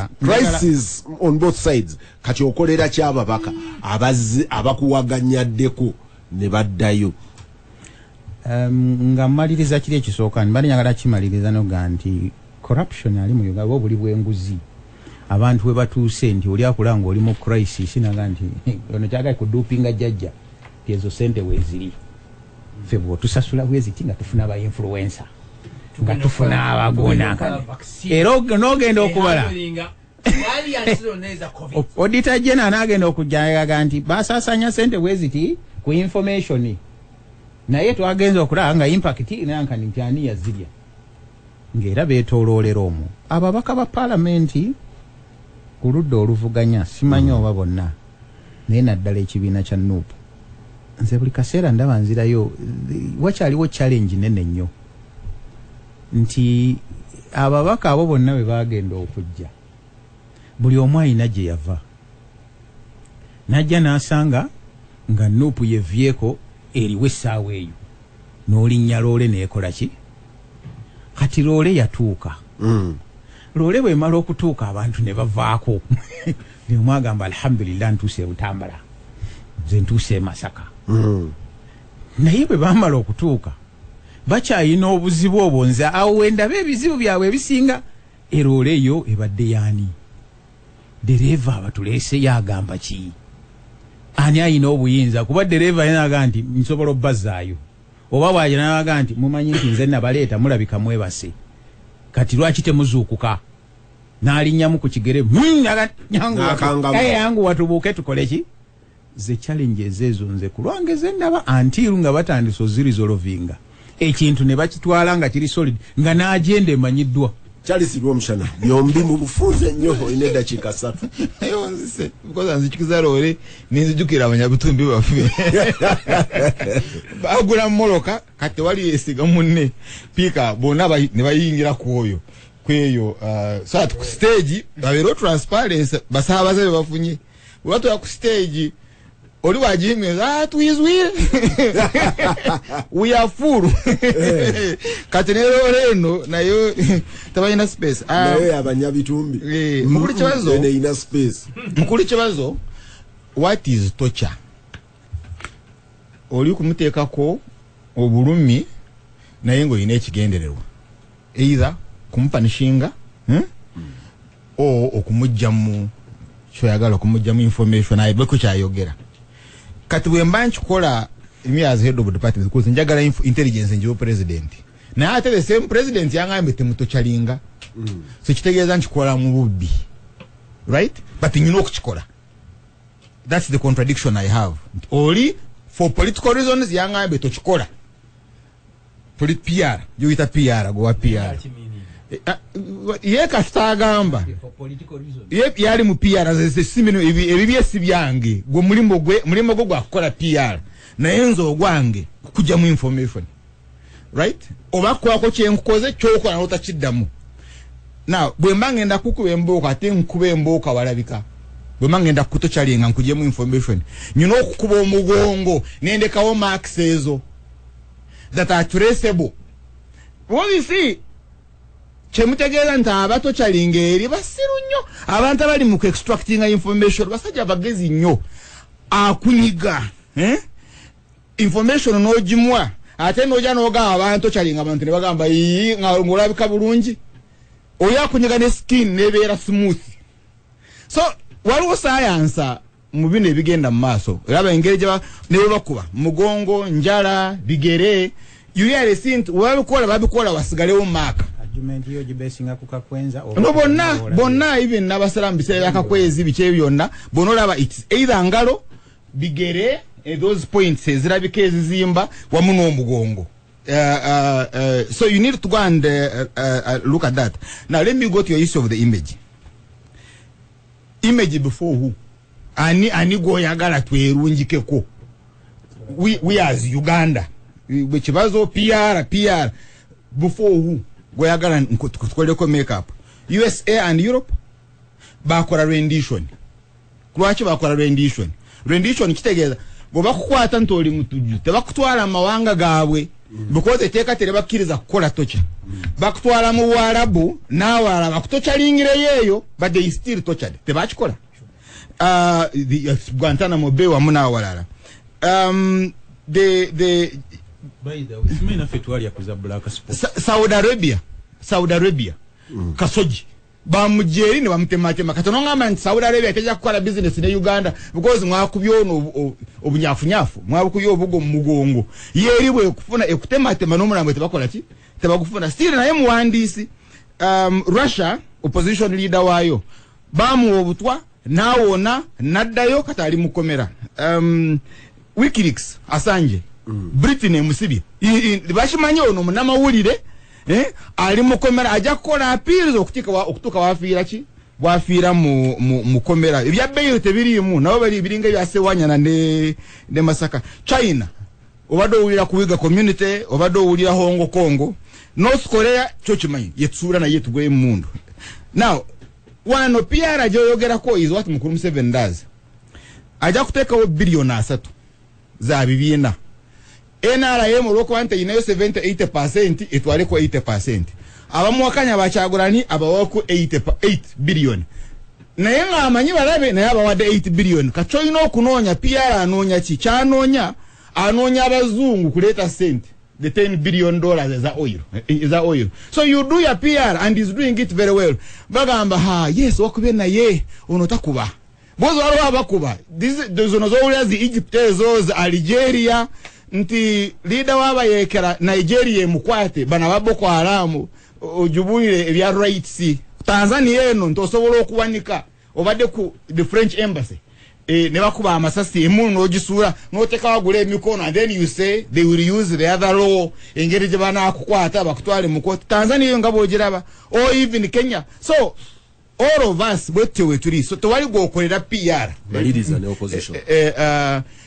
An opposition is constructed. States zizimba opposition yazo. Chobola waliwo opposition etalabika. Ejiyo olagifuna bagitirawo. They kill them on the spot. Obere armed oba bagitebereza okubeera nga teri armed. Eno is a construct. Chobola gye bava. You know why they even disagree amongst themselves. Waliwo abajja nga gye bava eri bale bakolagana ne government. Naye nga bano tebalina kyakubakolera. Ne badiringa nabo. 3 nabo bali mu PR. Katugambe tunakola kochi bayinogama tino kuba kulabika waliwo kye tukozeeko no tugenda kusharinga jimwezi nga mukimanyi ne motion teja kukola ki teja kujja ku floor of parliament akwe namba temujina Gasimbagane Ne Bannamawulire John awe nyini ndoza wenye okutandikira mukuru omushana wa asembedde nti first of all ensonga nkulu ya tocha yes si tocha yokana ye nokuba nti abantu John abadde bamawulire. It's a rights abuse issue. Siya just torture. Nabadde ndaba amawulire jo ku TVM ne boogera ku muntu eyabula balowooza nti yakwatibwa mu division y'Erubaga kati emyaka ebiri giri solid. Family temanyi gyali, temanyi oba mulamu oba mufu. Naye nga bo nga aba family babelievinga nti street ya government ye mukwata. Kitegeeza obuzibu bwe twogerako buli lwiyo nti abantu babuziddwawo ne babulawo amayitire. Ekitanabaawo ndowooza mu Uganda ya Museveni tali ya Amin tetunalaba mirambo n'amanve. At least tetunalaba mirambo n'amanve. Naye ndowooza opposition kino kiddamu buzi nti opposition yandiyambye nnyo eggwanga nayo ne egenda nerabikanga eri mu politicking naye nga tayagala ku addressinga issue substantially. Nandiwoozeza nti nup n'ebibiina byonna ebirala ebivuganya gavumenti birina obusobozi oba ne civil society balina obusobozi okudocumentinga okufuna okuŋŋaanya amannya ag'Abannayuganda ababuziddwa abatamanyiddwako mayitire bagajjeyo bagane nti gavumenti eno ye list. John nzijukira ebbanga liyiseeko emabega omubaka wa leader of opposition yapresentinga list mu parliament. Ate ennaku zino nup singayo list yali nga yeri operating list. Nup yenyini egaa nti eragidde abantu baawe bakukola ki bakompiling. Kitegeeza tebalina an updated comprehensive list because bakyakwata buli mulundi bakwata ne bootategedde. You can update ate ennaku zino ku computer kyangu. Ekyokubiri kinga nti omukulu akulira oludda oluvuganya gavumenti eri akugambye nti ndoza Charles yabadde ayogera aga nti the move to censure Muhwezi is not so much about Muhwezi. It is a roll call to check who is still with the opposition and who has jumped ship. Mukuru Peter. Neunya. Lwaki kiringa oli namanya nti nyinimu. Omukyala alina oluyombo ne bawe. Naye ati nakuba abaana emboko. Omwana aga nti okoze kino naye nga obusungu bwe tebwadde ku mwana saaki biri naye oli nyinimu tayinza kumugambako. Ekikulu nti waliwo president bino ebigenda maaso bigenda maaso under a government erina Constitution egamba nti executive authority of Uganda is vested in the president of Uganda. Waki Mbuga ta moving a motion for impeachment. They will cut off the budget. Why you get mfaja Muhwezi umsaja watu they will cut off the budget. Katrandikirewo tu. Uyale abantu bano bakwata ngane Muhwezi msaja watu nabakola minister wa street. Kumulembe guyo gwa watu mwine. They will cut off the budget. Kakati bwaman mwangazachi mwanga kumuta ai pressure msaja yaita damu munaka. No.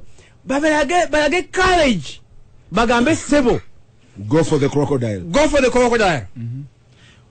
Moving a motion of impeachment. When they tell that's not the issue. Chicken record. I mean, America by impeaching Trump and one single maninti, but they were good to kiss and I got chicken record. As is a manye, impeachment is unsuccessful. Now, because it's irresponsible at the end of the day. Kakande katono oyogedde ku kya documentation oba nalabye minister Mululi Mukasa ndozera wiki eno naye yazze mu parliament and by the way but walisti ne teriko kikola ki details sisaka ni kati kuliko wano wakati nti Kakande tutandikirewa Kakande bali 10 kati ndowooza nti awo opposition nga bwogambye mu busobozi bwabwe ono gundi ye John Kakande owejindi yes. Sawa weziti motoka yali efaanana bweti yes. Information yagikola ki yes. Uli obungamye nti kakati omanyi Kakande waliwo twale mu mbaga oli n'omuteeka ku pressure yanjula baako kyoyogera kati bweyaja n'agamba kino tekibadde ku agenda and the agenda is not amendable kati enfuga ye ya famire ye naye waliwo omulala yagula magirasi n'agateekaawo buli mukazi buli mkyala bwa mutawanya nga je girasi n'agikuba ekisinge njakuta omuntu egirasi bwezigwaho ng'agana n'agula ye endala yenkola ye kati buli omu alina management style ye ampuliriza management style yange nange neekoma